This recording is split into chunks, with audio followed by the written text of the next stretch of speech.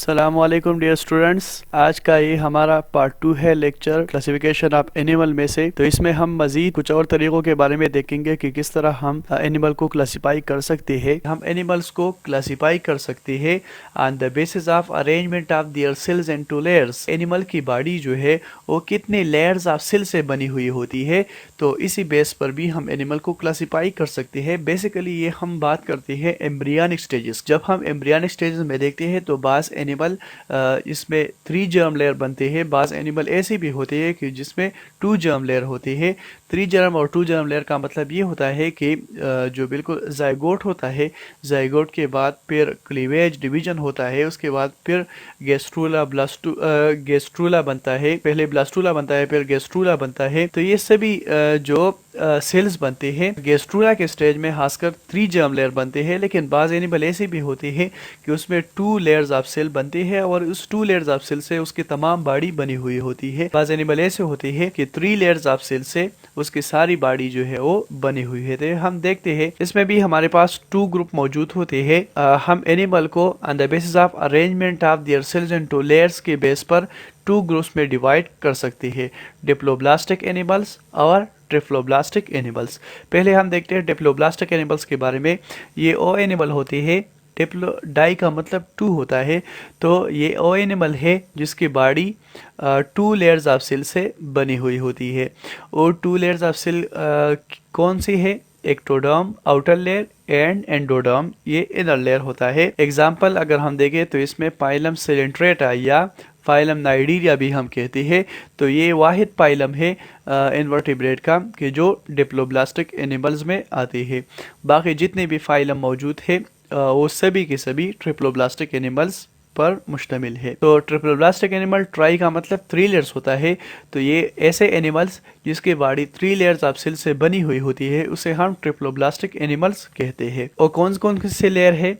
Ectoderm है, mesoderm है and endoderm है। Example phylum Platyhelminthes, Arthropoda, Chordata, Echinodermata, Annelida etcetera सभी पाइलम बाकी सिलेंट्रेट्स के अलावा सभी ट्रिप्लोब्लास्टिक एनिमल्स पर मुश्तमिल होते हैं। यहाँ पर हम एक कंपैरिजन देखते हैं कि डिप्लोब्लास्टिक और ट्रिप्लोब्लास्टिक जो लेयर है वो कौन कौन से होती है। यहाँ पर आप देख सकते हैं डिप्लोब्लास्टिक एनिमल, इसमें हमने लेयर्स की बात ऑलरेडी की कि ये जो हमारे पास मौजूद है एंडोडर्म। एंडोडर्म को अगर आप देखें ये इनर वाला लेयर येलो कलर में जो मौजूद है ये कौन सा लेयर है? ये एंडोडर्म है। और एक्टोडर्म ये जो पिंक कलर में मौजूद है ये एक्टोडर्म वाला लेयर है। डिप्लोब्लास्टिक एनिमल में एक्टोडर्म और एंडोडर्म के बीच एक non cellular jelly like matrix होता है जिसे मीजोग्लिया कहा जाता है। इसमें सेल्स मौजूद नहीं होते बल्कि ये नॉन सेलुलर होता है और जेली लाइक होता है, तो इसे हम मेजोग्लिया कह सकते हैं। ट्रिप्लोब्लास्टिक एनिमल में अगर हम देखें तो एंडोडर्म ये ब्लैक में जो कलर किया हुआ है ये एंडोडर्म है। एक्टोडर्म वही पिंक में एक्टोडर्म मौजूद है। और यहाँ पर एक और इजाफी लेयर मौजूद है जो यहाँ पर आप देख सकते हैं येलो कलर में। ये कौन सा लेयर है? ये मीजोडर्म का लेयर है। तो डिप्लोब्लास्टिक एनिमल ये इस 2 लेयर से सारे एनिमल का बॉडी बनाते हैं और ट्रिप्लोब्लास्टिक एनिमल ये 3 लेयर जो है कंप्लीट एनिमल की बॉडी बनाते हैं।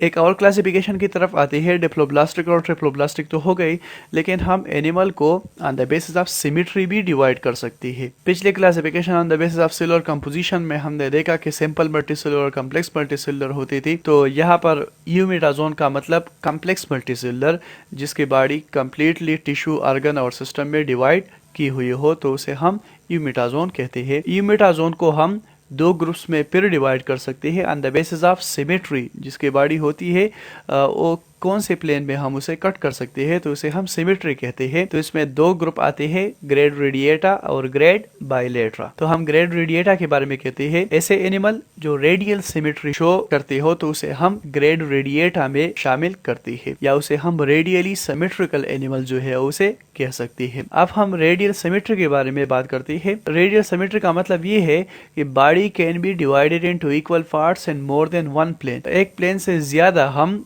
उसकी बॉडी डिवाइड कर सकती है। यहाँ पर आप डायग्राम में देख सकते हैं ये है रेडियल सिमेट्री। यहाँ पर अगर हम रेडियल सिमेट्री की बात करें तो ये आप देख सकते हैं कि ये जो एनिमल मौजूद है ये हाइड्रा है। असल में हाइड्रा की बॉडी जो है वो सिलेंड्रिकल बॉडी होती है। अगर हम इसे डिवाइड करें तो मोर देन वन प्लेन में हम उसकी बॉडी को डिवाइड कर सकती है और हर एक तरफ में, हर एक हाफ में इक्वल पार्ट्स जो है उसकी बॉडी के आ जाएंगे। यहाँ पर बायलेटरल सिमेट्री की बात हम अभी करेंगे थोड़ी देर में। तो ये आप देख सकते हैं इस प्लेन में भी हम इसे डिवाइड कर सकते हैं, इसमें भी डिवाइड कर सकते हैं, इसमें भी कर सकते हैं, इसमें भी, और बहुत सारे प्लेन में हम इसे डिवाइड कर सकते हैं। तो इसका मतलब ये हुआ कि मोर देन वन प्लेन में हम इसकी बॉडी इक्वल पार्ट्स में डिवाइड कर सकते हैं। और ग्रेड रेडिएटा के एनिमल जो है वो डिप्लोब्लास्टिक एनिमल होते हैं, यानी उसकी बॉडी जो है वो 2 जर्म लेयर से बनी हुई होती है। एग्जाम्पल इसमें आते हैं पाइलम सिलेंट्रेटा या पाइलम नाइडीरिया, जो कि ओनली डिप्लोब्लास्टिक एनिमल मौजूद है। अब हम दूसरी ग्रुप की तरफ आते हैं, ग्रेड बाइलेट्रा की तरफ। बाई का मतलब पेयर 2 हुआ। तो ऐसे एनिमल जो बाइलेटरल सिमेट्री शो करते हो तो उसे हम ग्रेड बाइलेट्रा में शुमार करती है, या उसे हम बाइलेटरली सिमेट्रिकल एनिमल्स कह सकती है। तो इसके बॉडी को हम जो ग्रेड बाइलेट्रा के एनिमल है उसके बॉडी को हम डिवाइड कर सकते हैं 2 इक्वल हार्स में, ओनली इन वन प्लेन, सिर्फ और सिर्फ एक ही प्लेन में उसकी बॉडी को हम डिवाइड कर सकते हैं। ये आप देख सकते हैं, ये एक क्रस्टेशियन है। अगर आप देखें तो हम सिर्फ और सिर्फ एक ही प्लेन में उसकी बॉडी को डिवाइड कर सकते हैं। ऐसा हम नहीं कर सकते। अगर हम ऐसा करते हैं तो ये जो आर्म्स मौजूद थे ये यहाँ पर नहीं आएंगे और लेग्स वगैरह यहाँ पर नहीं आएंगे। तो इसी तरीके से हम इसे मुख्तलिफ प्लेन में इसी की तरह डिवाइड नहीं कर सकती। तो इसे हम बाइलेटरल सिमेट्री कहते हैं। या ह्यूमन की बात अगर हम करें तो वो भी क्या है, वो भी बाइलेटरली सिमेट्रिकल है। Their interior end mostly possess a head in which nervous system are concentrated in opening of digestive tube is located। जो इसका इंटीरियर साइड होता है मोस्टली उसमें हेड होता है और हेड में नर्वस टिश्यूज, ब्रेन या गेंगलियान वगैरह जो है वो मौजूद होती है। और उसके अलावा डाइजेस्टिव ट्यूब का जो ओपनिंग है यानी माउथ, वो भी इंटीरियर साइड में लोकेटेड होता है। इसके अलावा हम ग्रेड बाइलेट्रा के एनिमल को ट्रिप्लोब्लास्टिक एनिमल भी कह सकते हैं। 3 जर्म लेयर से उसकी बॉडी बनी हुई होती है। एग्जाम्पल की तरफ अगर हम आए तो phylum Platyhelminthes, Nematoda, Annelida, Mollusca, Arthropoda and Chordata, ये सभी के सभी ग्रेड बाइलेट्रा में आती है। ये आप यहाँ पर भी देख सकते हैं कि रेडियल सिमेट्री और बाइलेटरल सिमेट्री की बात ऑलरेडी हमने डिस्कस की कि हम रेडियल और बाइलेटरल सिमेट्री किसे कह सकती है। तो ये थी आज की हमारी लेसन। उम्मीद है स्टूडेंट्स आपको समझ आ चुकी होगी।